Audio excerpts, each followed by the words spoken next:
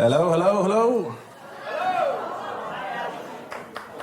Okay, so I've practiced this many times, and every single time something different went wrong. So hopefully today. Okay, ladies and gentlemen, boys and girls, family, friends, and Oscar the dog. Thank you all so much for being with us here to celebrate our wedding day. It means the world to us that we can share today with all of you. As Bryn has mentioned, we know it's not around the corner, and some of you have travelled from across the world to be here today, which is crazy, so thank you.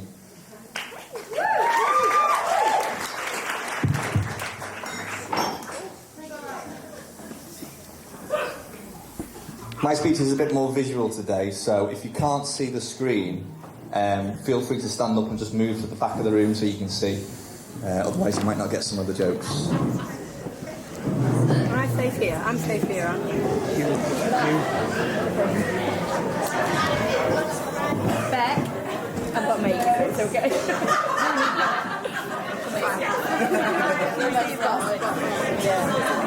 Are we in the way? No, you're okay. I don't want to be in the way in that way. Okay, I'm hoping everyone can see something. I'd also like to thank Drew's cousin, Danielle, for the flowers today. Andy for the invitations. Tessa for the cake, and all the cakes within bar staff, and especially Peter for helping today.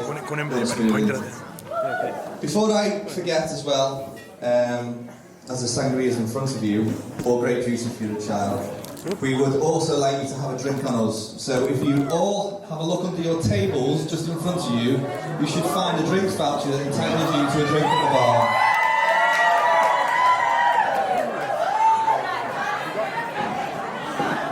If you can't find it, it might be on the floor, because the sticky table isn't that sticky.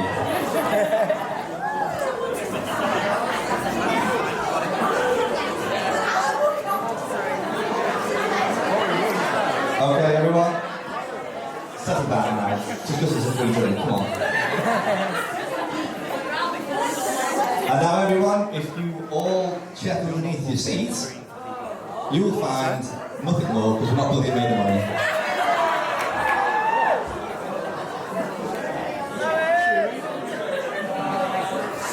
I've only ever stood up like this at a wedding once before, and that was as the best man for Gavin's wedding. Okay, Gavin? There he is. As much as I enjoyed tearing him apart for 10 minutes at his wedding, I'm probably going to regret that now. I've asked him to be my best man. So before he starts laying into me in a bit, I'd just like to take a moment to apologise. Gavin, look, that was a long time ago. It was full of childish jokes that weren't really that funny. I didn't really mean the things I said. It was regrettable. And quite honestly, we should just move on from that now. Let's not let one...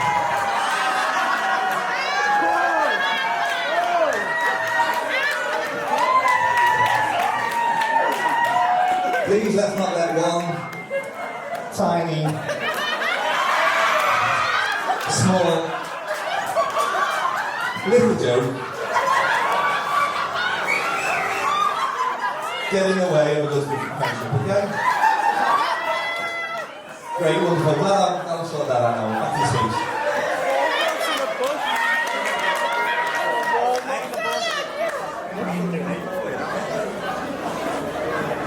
Now, although it's tradition to compliment the wedding party at the start of the wedding speech, today it's a pleasure. And I'm sure all of you will join in with me when I say how beautiful they all look today. It's a greeting, everyone!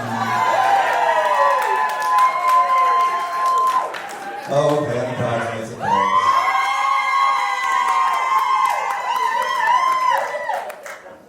But I'm sorry to say to all the grooms and bridesmaids, as someone who has stolen the show today could not look more beautiful than she does. It's my beautiful wife, Natalie.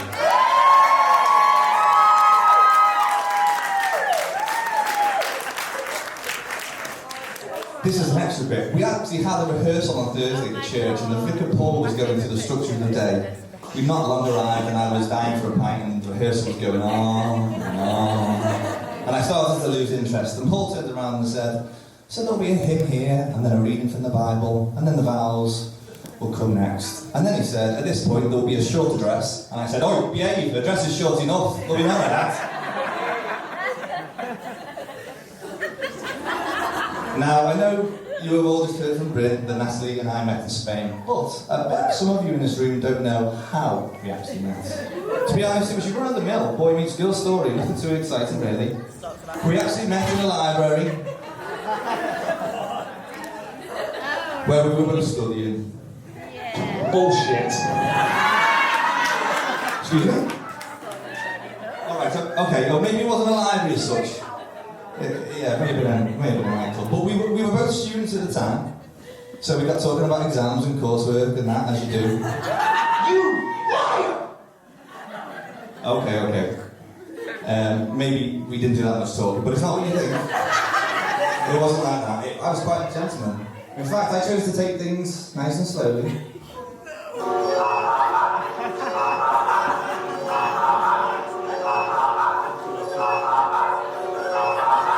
Okay, so I may have asked for a number there and then, but I just wanted to stay in contact. In fact, I remember Natalie telling me she didn't have a phone with her at the time, and that she didn't actually know her number, which actually, looking back, is really quite believable, and in no way was it a polite way of saying, please just go away.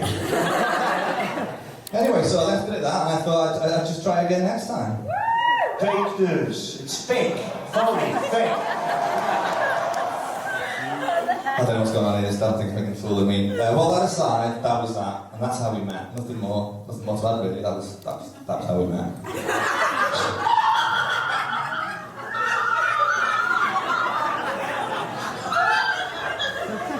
Okay, so that might be true, slightly embarrassing. Anyway, it's quite quickly how time goes by. I mean, that was nearly 8 years ago now, yet it feels like yesterday it all happened. I still remember it all so clearly.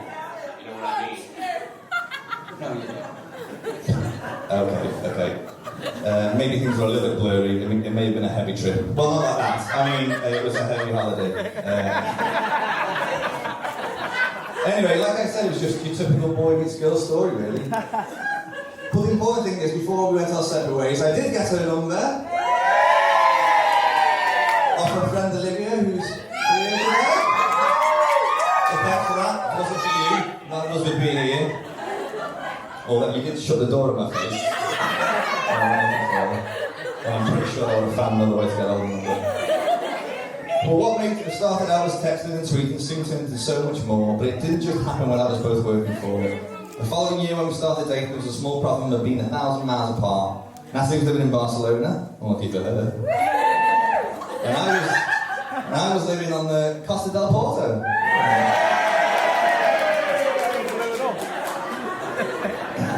We can't win them all. But we made it work, flying to see each other back and forth, and did our fair bit of travelling between us and Port Sheffield the following year. Nothing could come between us, no amount of travelling, no number of obstacles, not even the fact, that her family support Manchester United.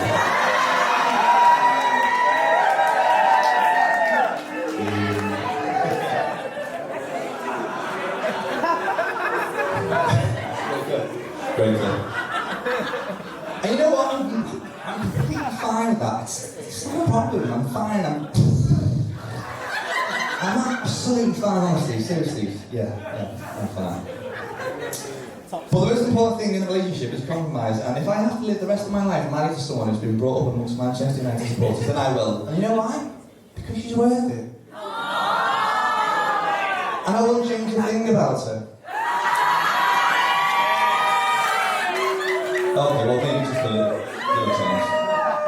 Madrid soon, honey? Yeah?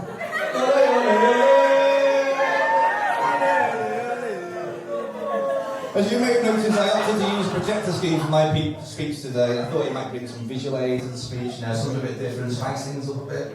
Although I was mindful when making the speech for it not to come across like a PowerPoint presentation, with charts and tables and graphs and board walls. Alright, so this is a graph. This is a graph I made. I thought I'd taken this out. I'll go a few minutes, I'll talk about it. So I've noticed a few things have changed over the 7 years we've been dating. And this graph is just an example of one of them. So as you can see, this is depicting the amount of time I now spend watching TV. And as you can see, when we first met, I was single, so you do find yourself with a bit of extra time. And then you see here, it starts to drop off quite quickly. And I know what you're looking. That's lovely, that. We spend less time watching the television and more time loving life with Natalie now they're together. Well, actually, it's because I now spend more time watching Natalie to make sure she hasn't fallen asleep whilst we are watching television. Oh, there she goes again. And I hear you ask, well, what's the problem with Natalie falling asleep while you watch the TV? Well, I'll tell you what. So for those of you who enjoy watching Netflix as a couple, snuggled up on the sofa, you may have come across this phenomenon. This is a pie chart showing my time watching Netflix, and as you can see, only a very small portion of the time I am actually watching something new, because most of the time I'm either rewinding or watching the same episode I just watched again, because Natalie's falling asleep. But in those 7 years we've known each other, I've learned other things about myself that I never knew before, and I owe all to Natalie. I mean, for example, I used to always think I was right a lot of the time. As you see from this chart here, even though a lot of the time I think I know I'm right, it turns out there's a very small portion of the time that I actually am right. So thanks again for making me a better person every day we are together, and telling me when I'm wrong.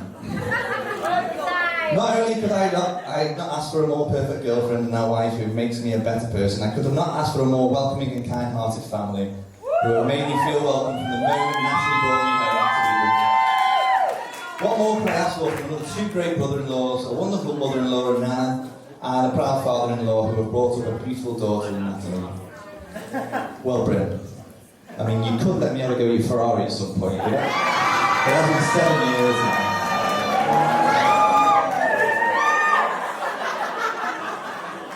But honestly, today would not have been what it is without Bryn and Jill, so from the bottom of my heart, thank you for making today possible, and as a thank you from Natalie and I, we would like to have this.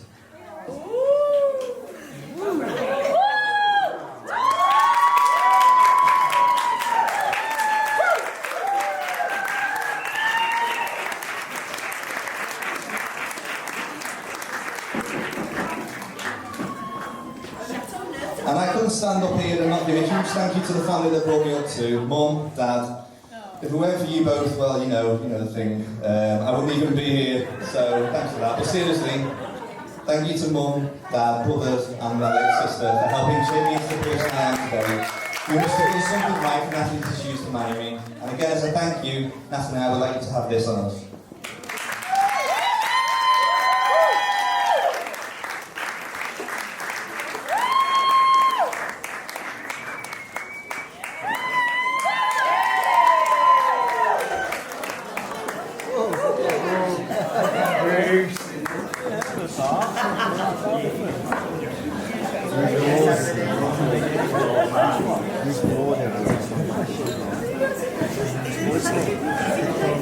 And before I move on, just as Bryn has mentioned, I would also like to thank some of the people who may not be here today in body, but will always be with us in hearts and souls as much as they are today. I know they're smiling down on us today and probably laughing at this amazing speech. Well, thank you all, especially Debbie, Dorothy and Alan, for all you've done for us, and I hope you enjoy the day as much as we are. I'd also like to thank on behalf of Natalie everyone who made the hen do and bridal shower.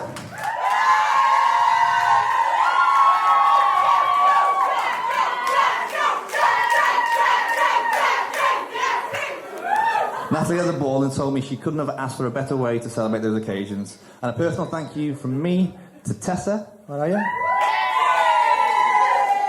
Whose bridal shower cake I was still eating 3 weeks later, even though it clearly had gone off long before that. And of course, a big thank you to everyone who made it to my home stag do in Manchester and my away stag do in Munich.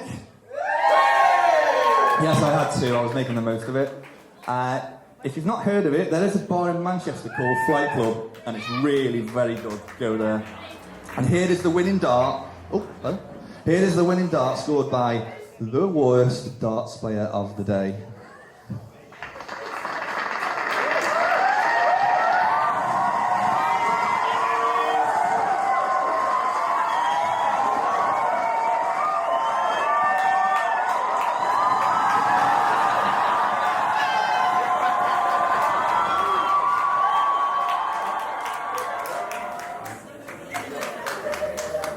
And of course, my stag do in Munich. I want to say I had an unforgettable experience, but after all the alcohol, I would be lying if I said I remembered most of it. So instead, I'd like to say thanks for the photographic evidence and scars that told the story the next day. Oh, and for this escalator that carried me home on the last night. Now, where is he? I know what goes on in a stag do stays on a stag do. It's the unwritten law. But Stephen McDonough's drunken dancing is far too good not to share.